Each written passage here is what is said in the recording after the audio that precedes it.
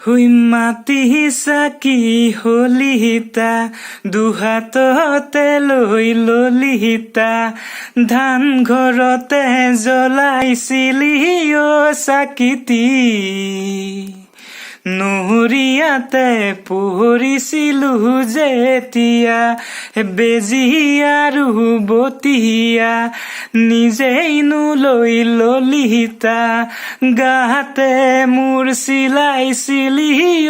কামিজৰ জেলেপ কেইটা ফাটিছিলে যেতিয়া ডাঙৰনো হৈ আহিলি মৰমনো পাহৰিলি ডাঙৰনো হৈ আহিলি মৰমনো পাহৰিলি বিহুৰ তলিত কাষতে পায়ো ললিতা মিচিকিয়া হাঁহিতি নামাৰিলি